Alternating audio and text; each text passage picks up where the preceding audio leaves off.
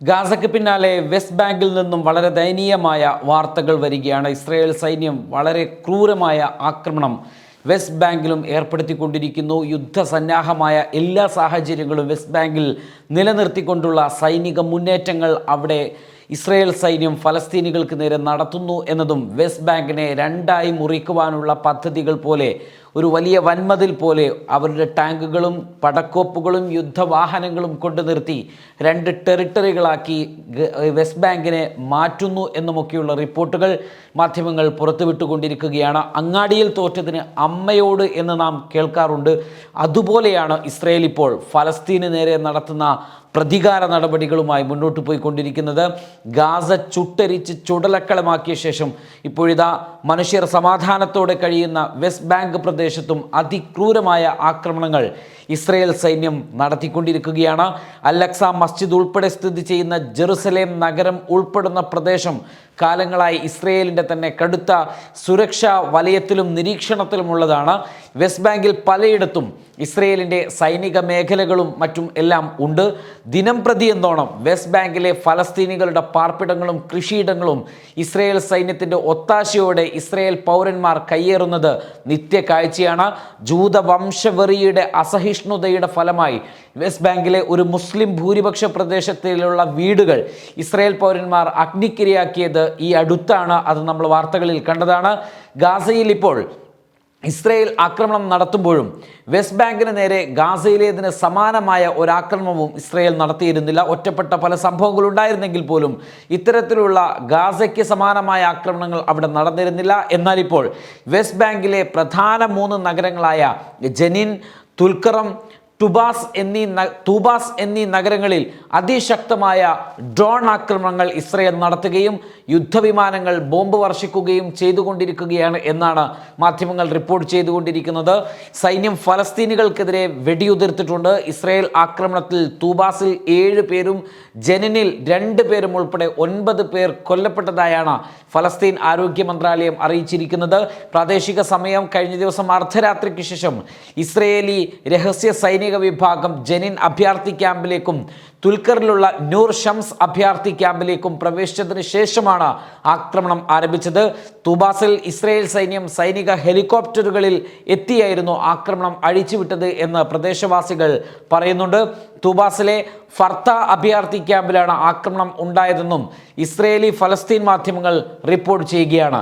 ദൃക്സാക്ഷി വിവരണ പ്രകാരം വലിയൊരു കൂട്ടം ഇസ്രായേൽ സൈനിക ബറ്റാലിയൻ തന്നെ ക്യാമ്പുകൾ റെയ്ഡ് ചെയ്യുകയും ആശുപത്രികൾ ഉപരോധിക്കുകയും ചെയ്തു എന്നും വടക്കൻ വെസ്റ്റ് ബാങ്കിലെ ജനീൻ, തുൽക്കറം, തൂബാസ് എന്നീ നഗരങ്ങളിൽ ഉപരോധം ഏർപ്പെടുത്തി ഫലസ്തീൻ പ്രദേശത്തെ വീണ്ടും 2ആയി വിഭജിക്കുകയും ചെയ്തിരിക്കുകയാണ് ഇസ്രായേൽ ഇപ്പോൾ ചെയ്തിരിക്കുന്നത് എന്ന വാർത്തകളാണ് പുറത്തു വരുന്നത്.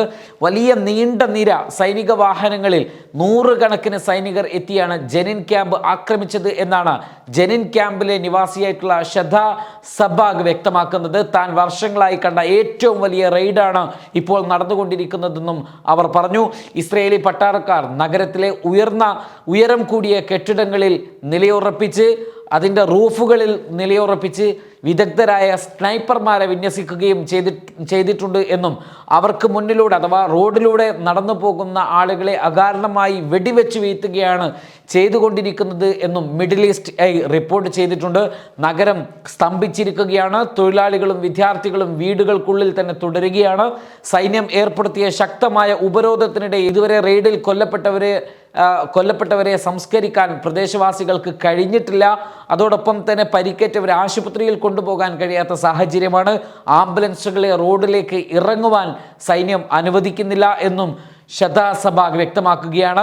അൽഫറ ക്യാമ്പിൽ നിന്നുള്ള ഖാലിദ് സോബും സമാനമായ സാഹചര്യം തന്നെയാണ് വിവരിക്കുന്നത്. ക്യാമ്പിലെ സ്ഥിതി വിനാശകരമാണ്. ഇതുവരെ കണ്ടിട്ടില്ലാത്ത ഏറ്റവും വലിയ നുഴഞ്ഞുകയറ്റം നടക്കുന്നു എന്നും അദ്ദേഹം പറയുന്നുണ്ട്. ആംബുലൻസുകൾ ഉപയോഗിക്കുന്നത് നിരോധിച്ചിരിക്കുന്നു. ഈ അടച്ചുപൂട്ടലുകൾ കാരണം പരിക്കേറ്റവരെ ആശുപത്രികളിലേക്ക് കൊണ്ടുപോകാൻ കഴിയുന്നില്ല.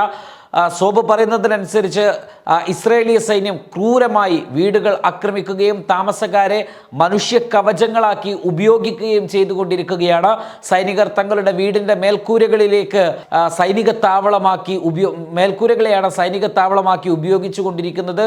അതിനെ എതിർക്കുന്ന ആളുകളെ വെടിവെച്ച് തീർക്കുന്നു, ക്രൂരമായി ആക്രമിക്കുന്നു, മനുഷ്യ കവചമായി ഉപയോഗിച്ചുകൊണ്ടിരിക്കുന്നു എന്നുമാണ് അവർ പറയുന്നത്. തുൽക്കറിനടുത്തുള്ള നൂർ ഷംസ് ക്യാമ്പിലെ ദൃക്സാക്ഷി ബയാൻ മൻസൂറും പറയുന്നത് ഇതേ രീതിയിൽ തന്നെയാണ്. അർദ്ധരാത്രിക്ക് ശേഷം എത്തിയ ഉടൻ സൈനികർ താമസക്കാരെ ഭയപ്പെടുത്തുകയും 2 പ്രധാന ആശുപത്രികൾ ഉപരോധിക്കുകയും ചെയ്തു. 3 നഗരങ്ങളിലും നിരവധി സൈനിക ബുൾഡോസറുകൾ റോഡുകൾ ഇടിച്ചു നിരത്തിക്കൊണ്ടിരിക്കുകയാണ് എന്നും നിർണായകമായ വൈദ്യുതി, ജല, അടിസ്ഥാന സൗകര്യങ്ങൾ നശിപ്പിച്ചുകൊണ്ടിരിക്കുകയാണ് എന്നുമൊക്കെ മാധ്യമങ്ങൾ റിപ്പോർട്ട് ചെയ്തുകൊണ്ടിരിക്കുകയാണ്. ജനലിലും ദുൽഖറിലും ഒരു വലിയ ഭീകരവിരുദ്ധ ഓപ്പറേഷൻ നടത്തുകയാണ് എന്നാണ് ഇസ്രായേൽ സൈന്യം ഈ അധിനിവേശം സംബന്ധിച്ച് വ്യക്തമാക്കിയിരിക്കുന്നത്. ആക്രമണം ദിവസങ്ങളോളം നീണ്ടു നിൽക്കുവാൻ സാധ്യത ഉണ്ട് എന്നുമാണ് സൈനിക വൃത്തങ്ങൾ ടൈംസ് ഓഫ് ഇസ്രായേലിലൂടെ പറഞ്ഞിരിക്കുന്നത്. കരസേനയും വ്യോമസേനയും ഉൾപ്പെടെ 4 ബറ്റാലിയനുകൾ ആക്രമണത്തിൽ ഏർപ്പെട്ടിട്ടുണ്ട് എന്നാണ് ഇസ്രയേലിൻ്റെ തന്നെ ചാനലായ 12 വ്യക്തമാക്കുന്നത്. അതിനിടെ 2002 രണ്ടാം ഇൻതിഫാദയിൽ നടന്ന ഡിഫൻസീവ് ഷീൽഡ് ആക്രമണത്തിന് ശേഷം ഇസ്രയേൽ സൈന്യം നടത്തുന്ന ഏറ്റവും വലിയ ആക്രമണമാണ് ഇതെന്നും public broadcaster Kan news report ചെയ്തിട്ടുണ്ട്.